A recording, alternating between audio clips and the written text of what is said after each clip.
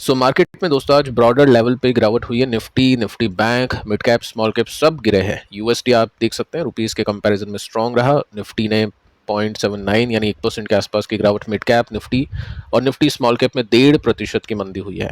Stocks हम देखें तो मैक्सिमम नीचे थे। सेक्टर्स की बात करते हैं तो एफएमसीजी, ऑटोमोबाइल ठीक ठाक था, बाकी सब नीचे आके बंद हुए हैं।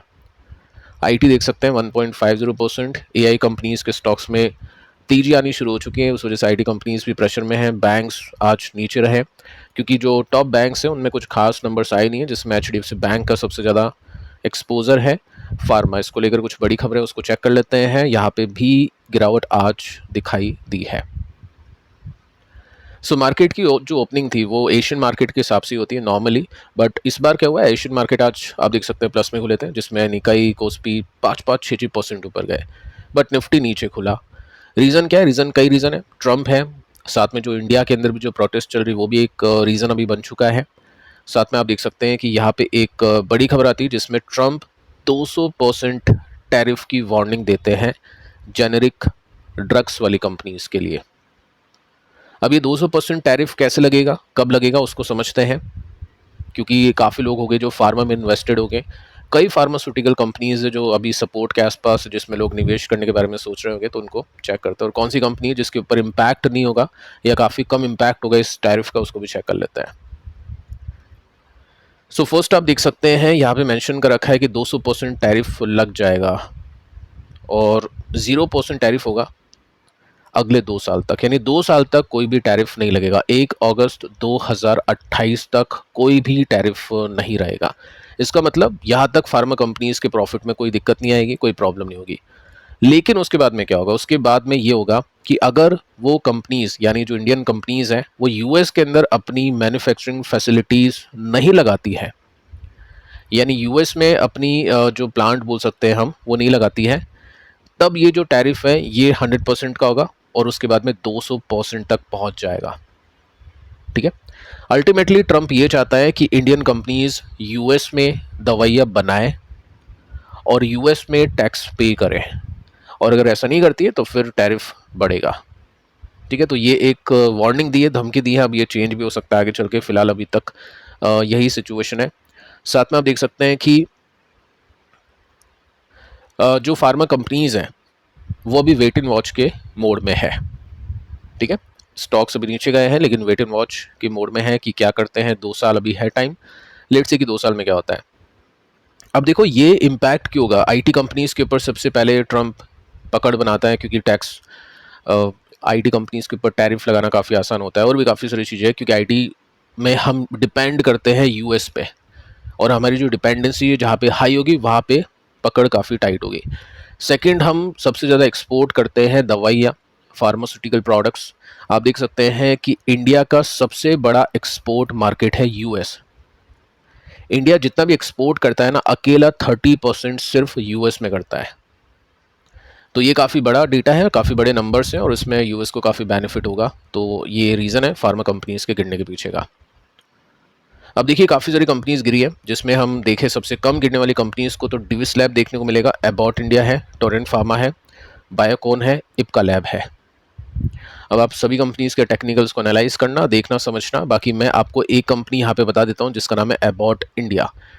क्यों ये कंपनी काफ़ी कम इम्पैक्ट होगी? इसकी वजह से, क्योंकि एबॉट इंडिया, इंडिया में प्लांट है इनका। सेकंड, यहाँ से दवाइयाँ बनाकर वो यूएस नहीं बेचती है, इंडिया में प्लांट है और इंडिया में ही मेजर मार्केट है, यानी मैक्सिमम जो सेल्स है कंपनी की वो यही होती है। डायबिटीज़ की जो दवाइयाँ है उसके अंदर इंडिया में सबसे ज़्यादा मार्केट एबॉट इंडिया के पास में कैप्चर्ड है। ठीक है, तो यहाँ पे ध्यान देना होगा। फिलहाल भी आप देखोगे तो स्टॉक ने कुछ खास नहीं किया। सबसे अच्छी बात आपको इस कंपनी के अंदर ये लगेगी कि वैल्यूएशन अभी काफ़ी कंफर्टेबल हो चुकी है। ये वैल्यूएशन का ग्राफ था और यहाँ से ब्रेक डाउन करता है वैल्यूएशन, यानी ये पी रेशो आपके सामने, और इसके अंदर आप देख सकते हैं तो ईपीएस आपको बढ़ता हुआ देखने को मिलेगा। अब ये वैल्यूएशन नीचे कैसे आ गई वो भी मैं आपको बता देता हूँ, क्योंकि रिस्क तो होता ही है सभी कंपनीज में। कोई भी कंपनी आपको सस्ती मिल रही है या कोई भी कंपनी आपको मिल रही है कि स्टॉक 52 वीक के लो पे है, नीचे है, वैल्यूएशन कंफर्टेबल है, तो उसका कोई ना कोई कारण तो होगा ही होगा। अब वो कारण आपको पता होना चाहिए। तो यहाँ पे रीज़न क्या है कि एक और कंपनी है जो इंडिया में अपने पैर फंसा रही है, यानी एबॉट को टक्कर दे रही है कॉम्पिटिटिव लेवल पर। ठीक है, एबॉट के पास में ज़्यादा एडवांटेज है क्योंकि एबॉट के पास में मार्केट ज़्यादा है, क्लाइंट ज़्यादा है, पकड़ ज़्यादा है इंडिया में। तो देखते हैं वो कंपनी कितना इम्पैक्ट करेगी। लेकिन यहाँ पे जो रिसेंटली करेक्शन हमने देखा 30-35% का, वो इसमें कंप्लीट हो चुका है। अगर आप वीकली चार्ट देखोगे इस कंपनी का तो आपको 30% के मेजर करेक्शंस देखने को मिलेगा, उसके बाद में स्टॉक चलता है। अब हम यहाँ पे देखते हैं टेक्निकली कि क्या सिचुएशन है। पिछले कुछ क्वार्टर्स डिसेंट थे जिस वजह से यहाँ पे गिरावट में रुकावट हुई है। उसके बाद में आप देख सकते हैं यहाँ पे डब्ल्यू पैटर्न बन चुका है, स्टॉक यहाँ से आउट हो चुका है। तो ये परफेक्ट सेटअप होता है रिवर्सल का, ब्रेकआउट का या फिर स्विंग का। एक और इसमें जो ठप्पा लगेगा वो फंडामेंटल्स की वजह से लगेगा, यानी इसके क्वार्टरली रिजल्ट का लगेगा। तो इसके ऊपर फोकस रहेगा इन्वेस्टर्स का। 27% ऊपर है इसका resistance, which is very good. So इसको पॉजिटिवली देख सकते हैं इन्वेस्टर्स इस न्यूज़ के अंदर भी। इसके बाद में दोस्तों आते हैं एक अगली न्यूज़ पर जो कि मार्केट को इम्पैक्ट करेगी। अभी निफ्टी के टेक्निकल्स हमने देखे नहीं, तो रिज्यूम करते हैं निफ्टी का टॉपिक। अब इंडिया और यूएस और ईरान और यूएस के बीच में अभी आपको बताइए किस तरह की सिचुएशन हो चुकी है। वॉर काफ़ी एस्केलेट हो चुकी है, काफ़ी एक्सपैंड हो चुकी है, और यूएस ने धमकी दी है कि पिकैक्स माउंटेन पर हम हैविली अटैक करेंगे। ठीक है, ये सब चीज़ें आपको बताइए। देखते हैं आगे चल के क्या होगा। अभी आज आई थिंक 11वां दिन हो चुका है कंटिन्यूसली जो स्ट्राइक है वो यूएस ईरान के ऊपर कर रहा है। ईरान भी काफ़ी कुछ जो यूएस के बेसिस है वहाँ पे अटैक कर रहा है।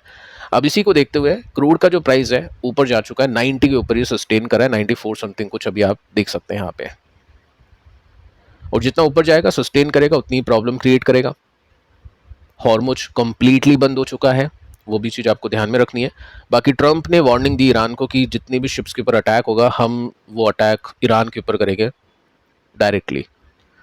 तो ये सिचुएशन है। मार्केट अभी कुछ खास नहीं है, इंटरनेशनल ठीक है, कोई दिक्कत नहीं है, बट डोमेस्टिक मार्केट के अंदर अभी दिक्कत चल रही है, प्रोटेस्ट वगैरह ये सब चीज़ें आप देख सकते हैं।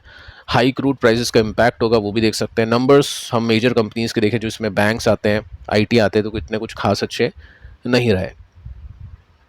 तो साइडवेज अभी मार्केट है और ये सपोर्ट की तरफ बढ़ने की कोशिश कराए। निफ्टी को इस तरह से देखना होगा। अब दोस्तों स्टॉक्स पे आते हैं। आज आपने देखा एसेट मैनेजमेंट कंपनीज के स्टॉक्स के अंदर काफ़ी बड़े एक्शंस मिले। कैनेरा और रोबेको बहुत अच्छा कर चुका है, स्टॉक 6% के साथ में ऊपर क्लोजिंग बेसिस पे। अब देखो गेम समझो, यहाँ पे 26 का पी है, 5,000 करोड़ का मार्केट कैप है, छोटी कंपनी है, और स्टॉक 20% आई थिंक, या हम बोल सकते हैं जो भी मोर देन 10%, 15% समथिंग कुछ ऊपर गया था, जिसमें आप यहाँ पे चार्ट भी देख सकते हैं। रिजल्ट इसके कैसे गए थे, रिजल्ट बहुत अच्छे गए थे। मैं आपको वैसे बता देता हूँ, देखो 24% की ग्रोथ आई थी प्रॉफिट के अंदर। अब 24% की ग्रोथ इसने दी है 26 के पीई पर।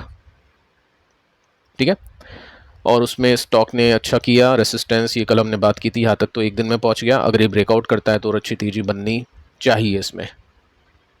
9% दूर अभी भी रेसिस्टेंस है, रीअचीव भी करता है यहाँ पे तो भी 9% का गैप है। अब 26 के पी पर 24% का प्रॉफिट। निपॉन देखते हैं, इसके नंबर्स आज आए हैं, तो कल रिएक्शन होगा इसमें, 2% ये नीचे गया। अब देखो यहाँ पे कितना पी है, 48 का, 72,000 करोड़ का मार्केट है इसका। तो 48 के पी रेशियो पर कैसी ग्रोथ दी है पहले मैं आपको बता देता हूँ। शाम को 5 बजे के आसपास का रिजल्ट है, और इसमें आप देख सकते हैं रेवेन्यू 26% के साथ में बढ़ा है, प्रॉफिट 27% के साथ में बढ़ा है, यानी उतनी ग्रोथ दी है जितनी 26 के पी पर वाली कंपनी ने दी है। देखते दोस्तों क्या होता है कल के दिन। बाकी कैनेरा अभी के समय काफ़ी सही दिख रहा है वैल्यूएशन के हिसाब से, नंबर्स के हिसाब से।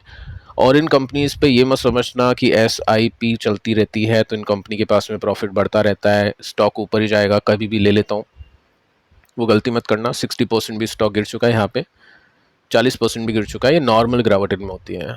बाकी गिरावट की उम्मीद हम कर सकते हैं जिस तरह के रिजल्ट इसने दिए। बाकी देखते हैं क्या होता है कल। सबसे इंपॉर्टेंट कंपनी एसेट मैनेजमेंट में जो अभी लिस्ट हुई है, आज 4% स्टॉक नीचे। जो स्ट्रैटेजी मैंने आपके साथ में डिस्कस की थी, काफ़ी लोगों ने हो सकता है अप्लाई की हो। पी कितना है, 40 का। देखो यहाँ पे हम इसको 40 का पी बोलते हैं। अब इसको ग्रोथ अच्छी देनी पड़ेगी, 24-25% से कुछ नहीं होगा। अगर इतनी ग्रोथ दे दी तो फिर स्टॉक और नीचे आएगा। फाइनली यहाँ पे टेक्निकल्स ने तो इंडिकेशन दे ही दिया है, जो मैंने आपको कहा था कि दो सिचुएशन होगी, या तो ये कैंडल बनेगी या फिर ये कैंडल बनेगी। इस कैंडल पे होल्ड, इस कैंडल पे इन्वेस्टर अपनी कॉल लेते हैं। फिलहाल अभी आप देख सकते हैं डाउन ट्रेंड में है, ज़्यादा कुछ मिला नहीं होगा अभी इन्वेस्टर को। आई थिंक 200-300 रुपये मिले होंगे 15,000 की एप्लीकेशन के अंदर आज के प्राइस के हिसाब से। ऊपर कितने मिल गए होंगे, 1000-1200 रुपये मिले होंगे। तो ऐसा ही कुछ माहौल इसमें था। और कुछ IPOs है अभी बात करेंगे, बाकी फिलहाल अभी ये सिचुएशन SBI में देखने को मिल रही है। तो फिलहाल इस वीडियो में इतना ही। पिछले 4 वीडियोस आप देखना। मिलते हैं नेक्स्ट वीडियो में, तब तक के लिए बाय बाय।